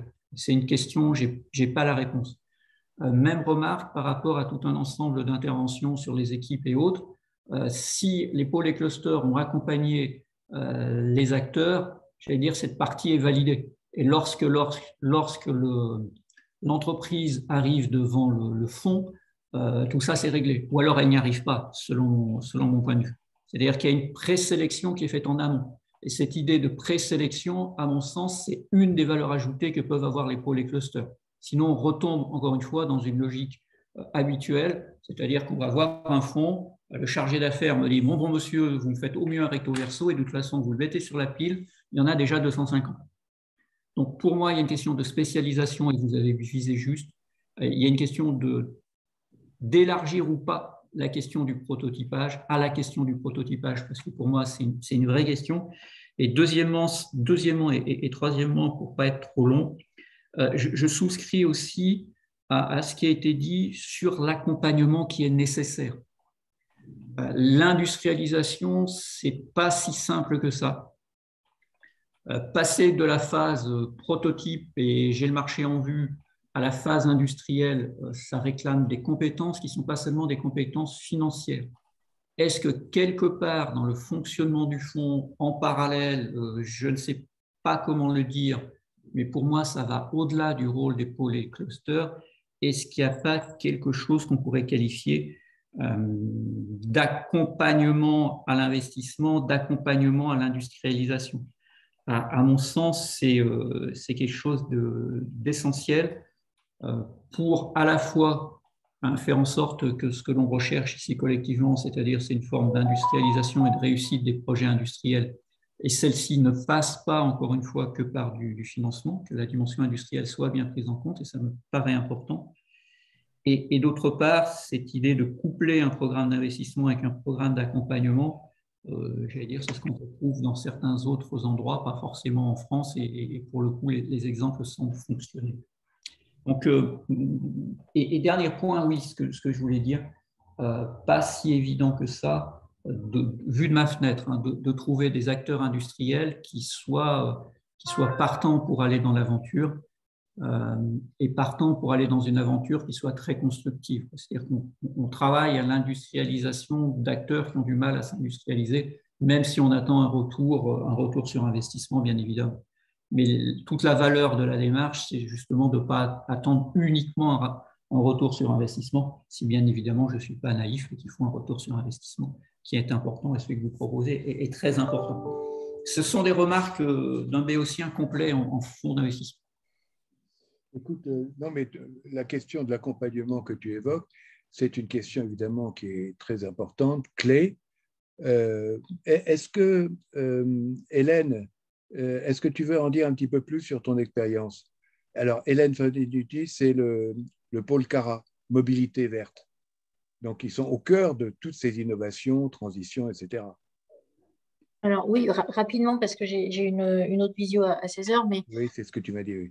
En fait, aujourd'hui, il y a quand même beaucoup de choses sur l'investissement, sur les startups notamment, il y a quand même beaucoup de choses qui sont faites et qui sont à disposition pour aller jusqu'au POC. Donc, on parlait du proto et effectivement, alors, ça dépend du type de proto aussi, mais globalement, il y a quand même, j'ai presque envie de dire, il est facile de trouver de l'investissement pour aller jusqu'au POC. Le problème, c'est après le POC, il se passe quoi? Et comment on passe de la phase j'ai mon POC et je sors de mon bricolage sur mon établi. Je caricature, pas péjorativement, hein, mais voilà, comment on sort de cette phase-là et comment du coup on rentre dans un processus industriel. Le temps industriel étant de l'investissement du CAPEX important et étant un temps plutôt long en termes de développement et de retour sur investissement en général. Enfin, en tout cas, c'est souvent un des freins et c'est pour ça aussi qu'on a ce trou aujourd'hui sur l'accompagnement de fonds qui sont prêts à accompagner les entreprises pour passer de l'état de l'idée concrétisée dans un POC à un réel démarrage industriel qui nécessite quand même un certain volume d'investissement et un petit peu de temps pour permettre que tout ça se mette en place et que ça trouve son marché et que la rentabilité arrive. Donc, c'est là qu'il y a un vrai sujet. Après, moi, j'ai accompagné une ou deux entreprises. Alors, c'est pas beaucoup, mais c'est en tout cas ce que j'ai réussi à faire là sur ce début d'année. Et c'est vrai qu'en discutant avec des investisseurs, il y en a un certain nombre qui m'ont dit le projet, là, il a l'air génial. Hein. Moi, sur le papier, il était génial. Il avait été validé, labellisé par le pôle. D'un point de vue technique, nickel. Le marché, ça avait l'air de coller. Enfin, impeccable. Le gars, la réponse qu'il m'a fait, l'investisseur, ce qu'il m'a dit, c'est en fait, il faut que ces gens-là, ils apprennent à parler aux investisseurs. Mais oui, Parce voilà. qu'en fait, ils n'ont pas le langage et donc dans les réponses qu'ils font, ils sont, comment dire, c'est contre-productif certaines fois parce qu'ils heurtent la sensibilité de l'investisseur en leur expliquant qu'en fait la question n'a pas lieu d'être, quoi. Quelque part. Enfin, je sais pas comment vous exprimer les choses, mais voilà, c'est un peu ça que j'ai ressenti. Et c'est là ce que disait tout à l'heure, je sais plus qui est le monsieur qui parlait, mais en disant qu'effectivement un technicien bien accompagné par son DAF ou bien accompagné par un financier, ça permettra justement de maturer les dossiers dans un esprit de levée de fonds et pas uniquement dans un esprit d'accompagnement de projet pour obtenir de la subvention via un appel à projet public. Parce qu'aujourd'hui, les pôles, en fait, c'est ce qu'on fait. C'est surtout de l'accompagnement des projets pour arriver à déclencher des subventions publiques. Là, on est dans un truc complémentaire. La subvention publique, quand on l'a, c'est un plus pour les investisseurs. Mais il y a aussi cette dimension plus financière, plus rentabilité du projet sur un moyen court terme ou long terme, qui fait que cette dimension-là, certains ne sont peut-être pas tout à fait matures sur ces dimensions-là aujourd'hui. C'est ça que j'exprimais un peu tout à l'heure. Oui, tout à fait. Alors là, vraiment, on en a pleine conscience et on a un programme, effectivement, d'accompagnement, formation qu'on vous soumettra le moment venu. Et des gens comme toi qui avaient l'expérience pourront effectivement apporter leur expérience, etc., enfin, en fonction des temps disponibles. Ouais, je suis vraiment obligée de vous abandonner parce que du coup, il est oui, déjà merci 6h01. Hélène. À très bientôt. Au revoir, bon À week-end. bientôt, au Laker. Céline Escoffier. Oui, alors je voulais rebondir en fait sur ce qui vient d'être dit par rapport à l'accompagnement des pôles justement. Et je voulais mentionner le label iFrance qui est anciennement le label EIP, donc des entreprises innovantes des pôles, qui a été remis un peu au bout du jour là, depuis 1 an et demi. Et là, depuis le début de cette année, donc c'est les labellisations, donc le label iFrance a été mis en œuvre et c'est des labellisations justement pour la levée de fonds. Et un accompagnement qui est réalisé donc, par les pôles de compétitivité qui adhèrent au programme et qui est assez intéressant puisque justement, ils briefent les porteurs de projets sur leur pitch par rapport aux investisseurs. Voilà, Oui, mais je oui. pense que Polyméris doit être aussi dans la boucle. Oui, oui, on le connaît bien. Patrick, tu veux dire un mot là-dessus?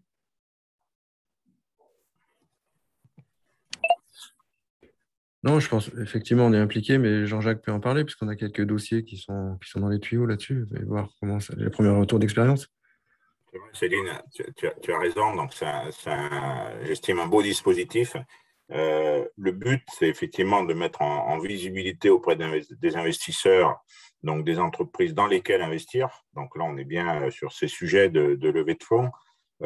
c'est quelque part une caution à la fois du pôle partenaire et de la FPC qui donne quelque part une caution en disant c'est un projet qui a une certaine structuration, qui mérite d'être regardé d'un peu plus près par les investisseurs, avec pour l'expérience, enfin, la faible expérience qu'on a, parce que nous, on s'était intéressé dans le passé donc, au label EIP, le nouveau label e-France, donc on le travaille depuis ce début d'année, mais je trouve que c'est effectivement une belle opportunité pour les entreprises d'être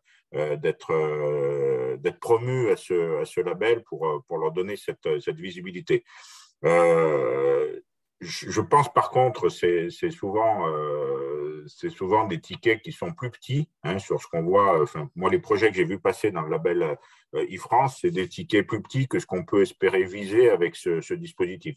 Donc, je vois une certaine complémentarité, parce que là, la visibilité qui est donnée aux investisseurs, donc c'est France Angel, c'est France Invest. Ça peut être, voilà, je pense que pas suffisant par rapport à des projets qu'on imagine, des gros projets industriels qu'on espère voir passer dans ce club des entrepreneurs investisseurs. Mais effectivement, il y a une certaine complémentarité sur l'accompagnement, en tout cas, que peuvent avoir les pôles et le rôle que peuvent avoir les pôles pour coacher l'adhérent. Et comme le soulignait effectivement, ça a été souligné effectivement à l'instant par Hélène, je crois, habituer et coacher le dirigeant de l'entreprise à parler aux investisseurs. On a vu, on en a fait l'expérience, certains projets capotés parce qu'il n'y avait pas cette connaissance du monde de l'investissement, cette connaissance du jargon des investisseurs, qui était finalement une lacune du dirigeant qui rassure pas. Hein. On a beaucoup insisté au début de cet après-midi sur la confiance que peut avoir l'investisseur dans l'équipe dirigeante de l'entreprise. Cette connaissance du monde de l'investissement fait aussi partie de la confiance que ça peut apporter à l'investisseur. Donc, je rejoins tout à fait effectivement ce coaching dont ont besoin les entrepreneurs sur ces volets-là. Super. Alors, Céline Brunel. Oui. Alors, vous êtes parmi nous là maintenant, donc c'est très bien. Bon, quelles sont vos réactions, questions, propositions concernant votre domaine?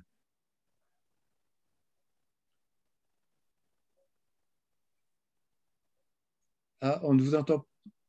On voit votre main levée, mais on ne voit pas votre micro ouvert. Ah, on ne vous entend toujours pas. Mais je lis sur vos lèvres que vous êtes très enthousiaste donc, sur cette démarche. Merci beaucoup. Alors, Jules Guyot, c'est une histoire de micro. Hein. Peut-être que si vous mettez vos écouteurs, peut-être que c'est branché écouteurs, je ne sais pas. Normalement, il y a une petite… en bas de votre écran, alors en bas de votre écran, vous avez tout à fait à gauche un micro qu'il faut activer. Voilà, il est désactivé. Pour moi? Non, Ah, j'ai cru que vous me demandiez. Est-ce que vous m'entendez là maintenant? Alors, pendant que Céline met son micro… Ben, je l'ai, mais… Ah ben, ça y est, on vous entend. On vous entend 5 sur 5 même. Donc, allez-y. Dites-nous carrément ce que vous vouliez dire tout à l'heure. Pas de problème.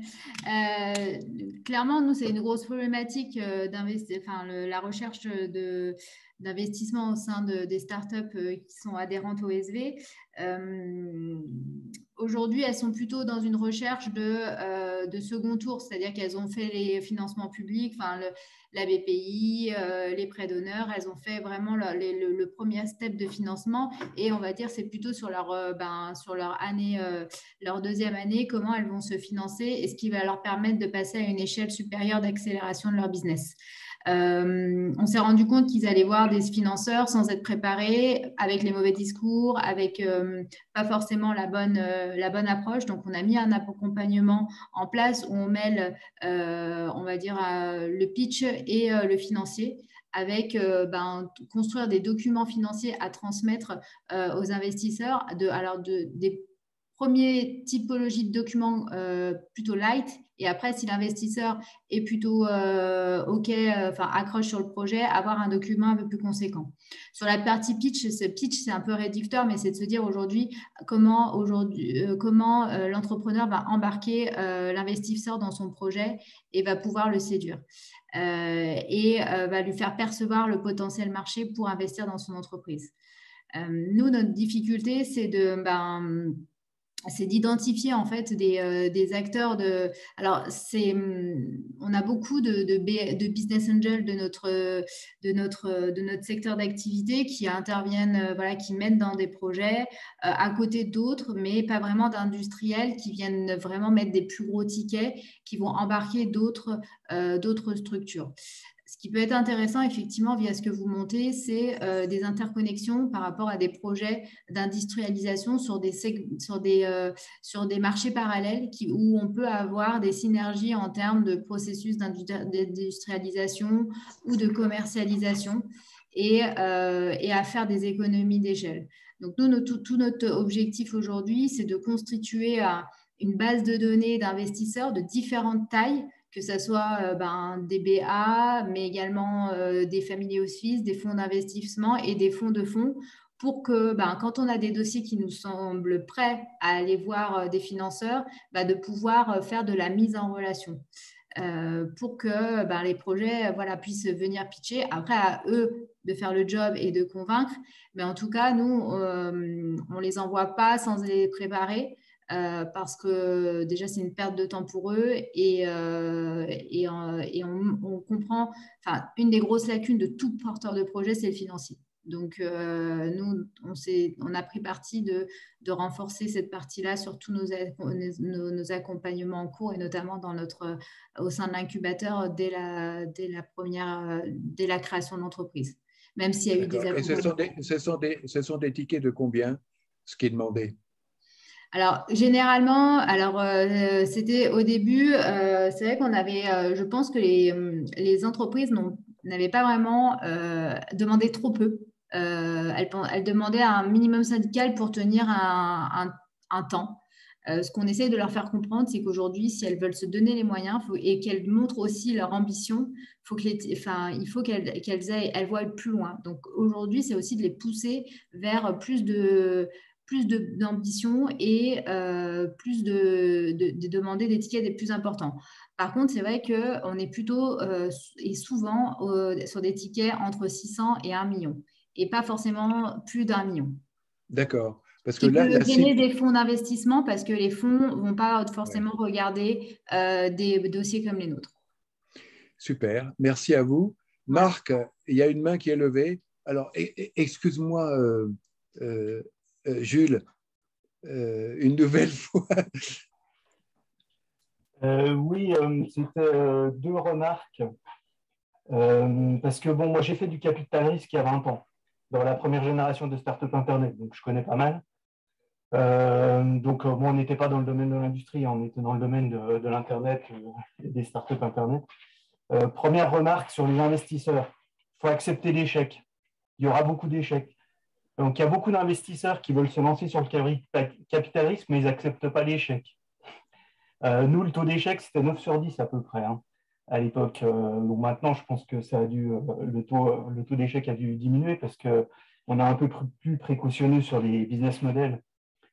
Et puis alors, Marc, je te coupe, mais nous, notre cible, ce sont les entreprises industrielles innovantes qui ont déjà gravi un certain nombre d'étapes et qui, faute de fonds propres, ne peuvent pas fabriquer leur usine. Donc, ce sont des tickets entre 2 et 12 millions. Oui, mais vous aurez de l'échec quand même.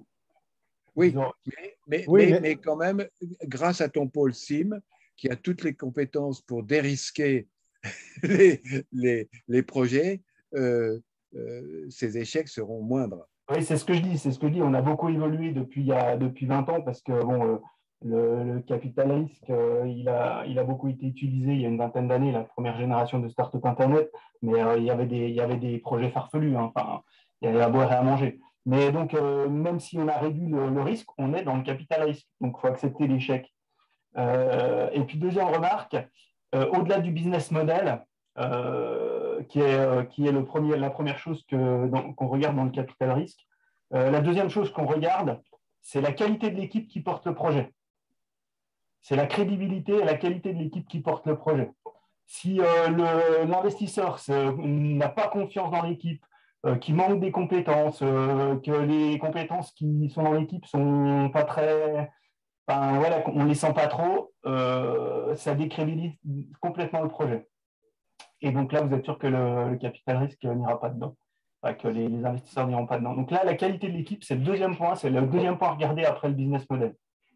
Et c'est rédhibitoire si l'équipe ne tient pas la route. Donc dans le coaching, dans notre phase de coaching, il faut forcément qu'il y ait une phase d'analyse de l'équipe qui porte le projet. Ah oui, non, mais ça, c'est tout à fait essentiel. Hein. OK, merci à toi. Alors, Jules. Je suis désolée de vous interrompre. Moi, j'aimerais bien savoir, du coup, est-ce qu'il y a un cahier des charges qui a été établi? Parce que là, vous parlez d'un seul coup d'investissement entre 2 et 12 millions. Donc, ça veut dire qu'est-ce qu'on fait de tous les investissements qui sont inférieurs à ces 2 millions? Est-ce que ce fonds, c'est quoi les critères d'intégration pour les startups? Pour savoir finalement si ça correspond à notre spectre, à chacun de nos clusters. Est-ce que c'est quelque chose qui est déjà établi ou qui va être en cours de construction? Alors, c'est établi, Lionel. Oui, c'est établi. Nous avons une thèse d'investissement qui est à votre disposition, qu'on pourra vous transmettre. Oui, complètement. Parce que c'est vrai que du coup, selon les domaines d'activité, forcément, alors après, effectivement, l'industrialisation, c'est à quel niveau qu'on la place et sur quelle typologie d'entreprise, mais on a aussi des PME qui souhaitent se développer et c'est là où ça peut être aussi, on parle pas que des startups, on est d'accord, on parle aussi d'entreprises. On parle même principalement de PME innovantes dont l'innovation dépasse les moyens actuels. Ok, très bien, très bien. Super. Alors, je vois aussi que Bernard Abondance est toujours présent avec une... Mais Bernard, est-ce que tu es toujours là?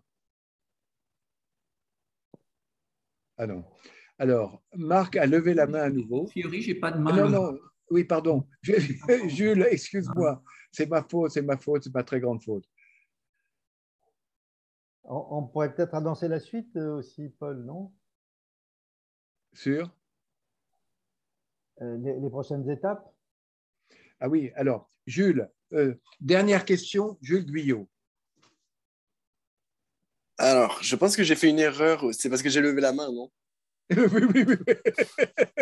Excusez-moi, je pense que j'ai fait une erreur. C'est que je suis sur mon téléphone et en fait, je l'ai mis dans ma poche en même temps avec mes écouteurs. Donc, c'était une mauvaise manipulation. Moi, je prête une oreille très attentive, mais je suis encore inexpérimenté sur le sujet.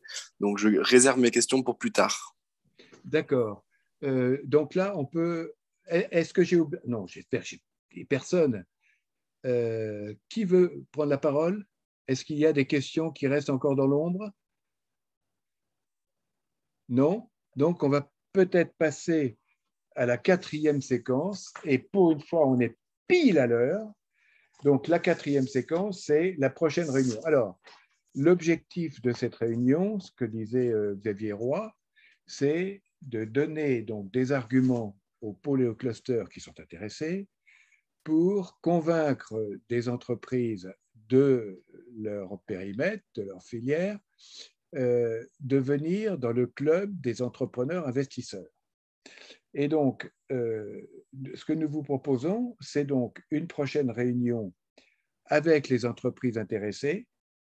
Et l'objectif de cette réunion, il sera double. C'est d'une part de répondre aux questions de ces entreprises, notamment sur la question qui a été évoquée par Chantal et par Jean-Jacques, c'est-à-dire quel avantage, quel intérêt, quelle plus-value apportée par le club des entrepreneurs investisseurs. Donc ça, c'est une première chose. Et deuxièmement, introduire une lettre d'intention de mettre donc des moyens financiers dans ce fonds de fonds. Et en fin de course, on a une date à vous proposer. Alors, ne vous en faites pas, j'ai eu… Ah oui, non, c'est une autre intervention qu'il y a sur l'écran. Bon, voilà. Donc, comment voulez-vous qu'on procède? Chantal, tu veux en dire un petit peu plus?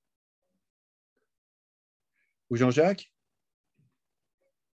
Au niveau de la date, tu veux que j'intervienne? Non, au niveau de la démarche, parce que si j'ai bien compris, il y a un certain nombre d'entreprises qui ont été déjà, si ce n'est pressenties, tout du moins ciblées. Et ce que nous souhaiterions, c'est battre le fer pendant qu'il est chaud, c'est-à-dire faire une réunion assez prochaine. On avait pensé à la date du 8 juillet avec pôle cluster plus entreprise. Étant entendu que dans l'intervalle, il y aura une réunion lors de l'AG avec la grande prêtresse de BPI concernant le fonds des projets industriels, SPI2. Donc la question est, est-ce que vous avez… l'idéal, ce serait que chacun de vous vienne avec 2 entreprises qui pourraient mettre dans le fonds de fonds 2 ou 3 millions d'euros. Non, je vois que Lionel pousse des hauts cris. Donc, tu peux dire des choses plus concrètes, Lionel? Non, mais ce qu'on pourrait faire, c'est effectivement que chacun d'entre nous, en tout cas de ceux qui se sentent concernés par la démarche, puisque aujourd'hui, on est quand même assez nombreux, donc je pense que ça veut dire que déjà en interne, dans les réseaux des uns et des autres, il y a déjà eu des échanges sur le sujet. Effectivement, d'identifier 1 ou 2 potentiels investisseurs et effectivement faire une réunion où il y aurait différents types d'investisseurs qui viennent de différents secteurs d'activité et échanger sur le sujet et se positionner, sachant que nous, en amont, on les aura de toute façon, en tout cas, briefés et on aura forcément amené de la donnée, même si on n'a pas, pour le moment, encore toutes les réponses à toutes les questions, etc. D'accord. Jean-Jacques, pour ta part?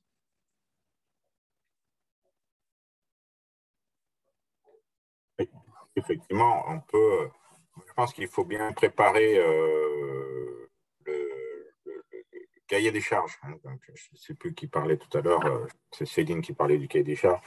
Je pense qu'il faut qu'on affine un peu pour avoir un peu de support documentaire à laisser pour que les pôles et clusters puissent faire suivre à leurs adhérents et potentiels entrepreneurs investisseurs un support. Donc, je pense qu'il faut qu'on travaille un peu sur ce support rapidement pour que voilà, le relais puisse se faire par les dirigeants de pôles et clusters auprès de leurs potentiels entrepreneurs investisseurs avec un document qui explique bien le tenant, les aboutissants, la thèse d'investissement, etc., etc. Donc, je pense qu'il faut qu'on travaille un peu là-dessus pour être prêt autour du 10-14 juillet, quoi.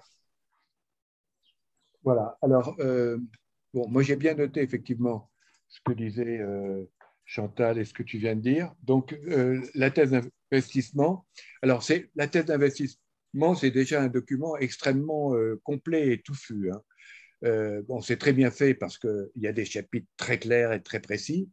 On va vous envoyer donc la thèse d'investissement et puis on essaie de voir comment établir ce fameux cahier des charges complet, argumenté, mais en même temps pas trop technique. On est d'accord là-dessus? Oui, je crois que voilà, aujourd'hui, les témoignages qu'on a entendus, les réactions des uns et des unes montrent l'intérêt de la démarche. Maintenant, pour embrayer sur la suite, il faut que voilà, ce relais se fasse auprès des dirigeants entrepreneurs. Mais pour les convaincre, il faut donner des outils à nos pôles et clusters. Donc, ces outils, à nous de les travailler avec voilà, la forme qui va bien, le contenu qui va bien, pour que ce soit à la fois explicite, facile à comprendre, explicite et puis convaincant. Oui, parce que je pense que chacun dans son propre réseau peut déjà avoir identifié une ou deux cibles qui peuvent répondre à ce genre de projet. Donc, avec un document très bien conçu, l'échange pour préparer la réunion peut être relativement facile. C'est pas une diffusion tous azimuts aux 25, 50 ou 300 adhérents des uns et des autres. C'est vraiment une diffusion sur des profils ciblés, voilà, avec lesquels il y a déjà eu des échanges et qui sont pressentis comme étant de potentielles personnes intéressées au projet, quoi. C'est ça. OK. Alors, d'accord. Alors, en ce qui concerne la date, Xavier, Patrick, Lionel, Chantal. On proposait le 8, non? Moi, ça m'irait. Moi, le 8 après-midi, ça m'irait. Et sinon, après, c'est le 12. Parce que le 11, je ne peux pas. Et parmi vous, est-ce que les uns les autres, ça vous conviendrait? Marc, Isabelle, Titouan, Claire? Le 8. Mettez un Claire, pouce si le 8 vous convient. Le 8, c'est très bien. Claire Lafossa. Titouan, il a mis un pouce, c'est bon. Oui, oui, d'accord. Pour le 8. Jules aussi. OK pour le 8. Isabelle. OK. Ouais. Bon, bah, on peut noter le 8 alors. D'accord. Alors, au miracle, on a encore 5 minutes et si Xavier le veut bien, il pourra donc dire les mots de remerciement et puis de... voilà. Merci, et puis voilà. Non, mais très bien, merci beaucoup à tous d'avoir participé activement à l'échange. Ce qui pour nous est super important maintenant, c'est peut-être aussi n'hésitez pas à réagir auprès de Paul, auprès de Lionel, par mail sur vos réactions, s'il y a à tête reposée des questions qui se posent encore.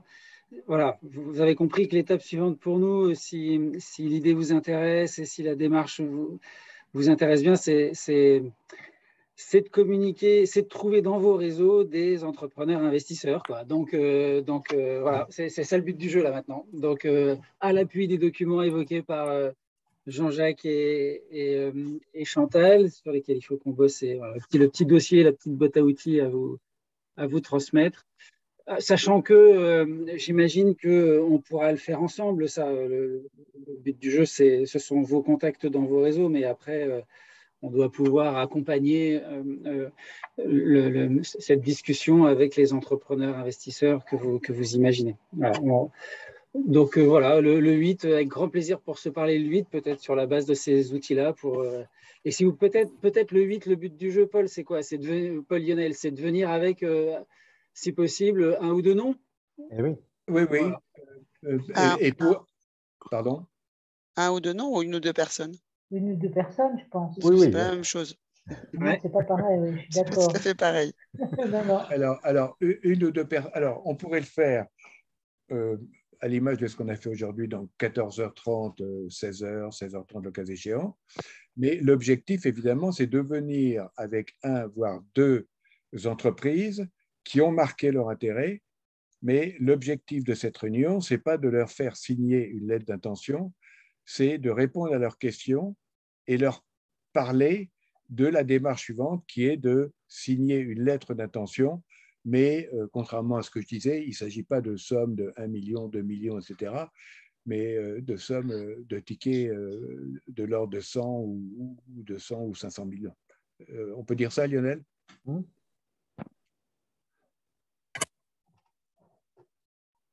OK. Je Voilà. suis très déçu parce que moi, je pensais que vendredi 8, on avait un fonds à 100 millions d'euros chargé.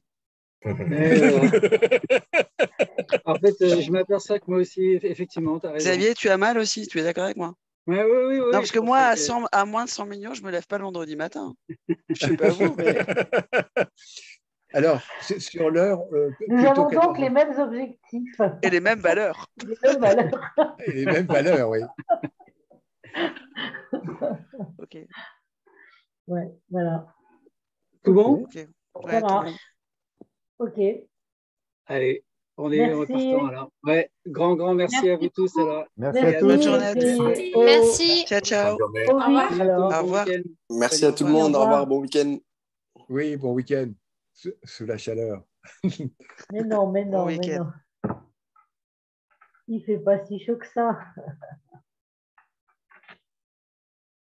Bon, bah, c'est bien. Parfait. Allez. Bon week-end. Xavier, tu trouves qu'on a terminé trop à l'heure, hein, peut-être, non?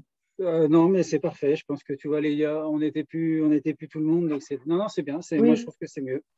Oui, c'est bien. Par contre, il faut que tu renvoies l'invitation dans les Outlook tout de suite. Ou lundi matin, quoi. Enfin, voilà, que tout le monde est dans son agenda, en fait. Ouais. Pour le 8. Ouais, tout à fait. Le 8 Voilà. après-midi. Qui c'est qui le fait, ça? C'est qui c'est qui avait envoyé l'invite? C'est toi, Paul, qui l'avait fait? Qui c'est qui avait envoyé l'invite? Moi, je ne sais pas qui. C'est Paul ou c'est… C'est Véronique. C'est Véronique. Ouais, je crois que c'est Véronique qui avait envoyé l'invitation. D'accord. Ok, ça marche. Ben, on se débrouille. Parfait. À bientôt. Bon week-end. À bientôt. Bon week-end. Salut. Au revoir.